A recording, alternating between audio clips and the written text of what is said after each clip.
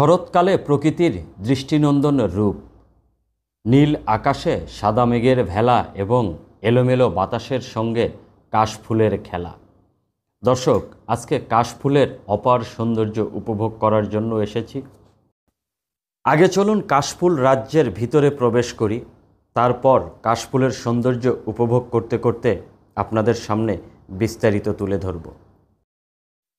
এখানকার এই রাস্তাটিও দারুণ, সুন্দর মেঠো পথ এবং তার দুপাশে অসংখ্য কাশফুল।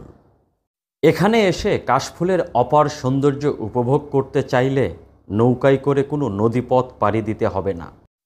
এই জায়গাটি সিরাজগঞ্জের যমুনা নদীর চায়না বাঁধের পশ্চিম পাশে অবস্থিত। চায়না বাঁধের পশ্চিম পাশে যে বিস্তীর্ণ জায়গা রয়েছে, শরৎকাল এলেই সেই জায়গাটুকু কাশফুলের অপার সৌন্দর্যে ভরে ওঠে। যেই সৌন্দর্য উপভোগ করার জন্য অনেক দূর দূরান্ত থেকে অসংখ্য লোকজনের ভিড় জমে এখানে।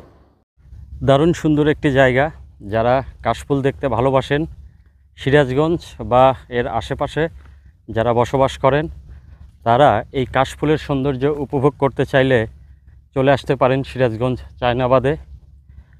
তো এখন প্রচণ্ড রোদ, এখানে তেমন কেউ নাই বলতে আমি একদম একা। যেদিকে তাকাচ্ছি কাউকে দেখা যাচ্ছে না। এই যে দেখুন আমার পিছন সাইডটা, কত বিস্তীর্ণ এলাকা জুড়ে কাশফুল ফুটেছে। কাশফুলের অপার সৌন্দর্য উপভোগ করতে চাইলে আসতে হবে সিরাজগঞ্জ চায়না বাঁধে। দেখুন বাতাসে দোল খাচ্ছে সাদা চকচকে কাশফুলগুলো, দারুণ সুন্দর লাগছে।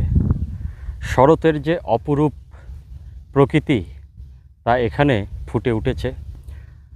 আকাশে সাদা মেঘ ভেসে বেড়াচ্ছে, নিচে সাদা কাশফুল, আর সাদা মেঘের আড়ালে নীল আকাশ, দারুণ সুন্দর লাগছে। এইদিকে যতদূর চোখ যায় শুধু কাশফুল আর কাশফুল।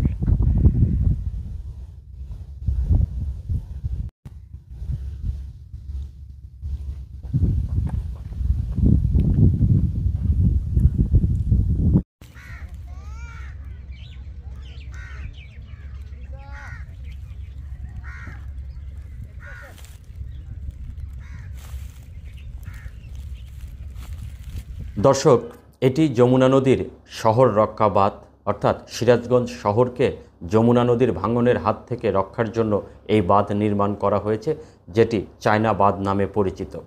বাম পাশে যমুনা নদী এবং এই যে দেখুন ডান পাশে অর্থাৎ পশ্চিম পাশে বিস্তীর্ণ জায়গা জুড়ে কাশফুল ফুটেছে। আমরা যখন এখানে এসেছি তখন বেলা 11:30টার মতো বাজে, যার কারণে এই জায়গাটি এখন ফাঁকা। দুপুর গড়িয়ে বিকেল হলেই এখানে অসংখ্য মানুষের ভিড় জমবে, মানুষের কোলাহলে মুখরিত হয়ে উঠবে এই চায়না বাঁধ।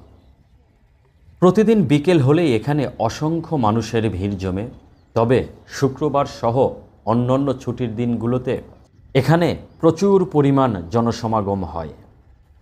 চায়না বাঁধকে কেন্দ্র করে এখানে বসেছে বিভিন্ন ধরনের মুখরোচক খাবারের দোকান। বিকেল হলেই জনসমাগম বেড়ে যাবে, তার পূর্ব প্রস্তুতি নিচ্ছে এখানকার দোকানদারেরা।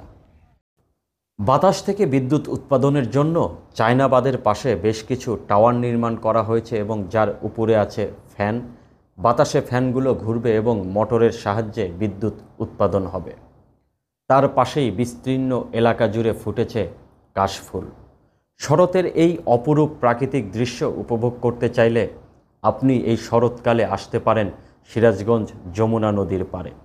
চাইলেই নৌকা ভাড়া নিয়ে নৌকা ভ্রমণের পাশাপাশি যমুনা নদীর মাঝে জেগে ওঠা চরে গিয়েও উপভোগ করতে পারেন কাশফুলের অপার সৌন্দর্য। দর্শক, আজকের ভিডিওটি এখানেই শেষ করছি। পরবর্তী ভিডিও দেখার আমন্ত্রণ জানিয়ে আজকে বিদায় নিচ্ছি। ভালো থাকবেন, ধন্যবাদ।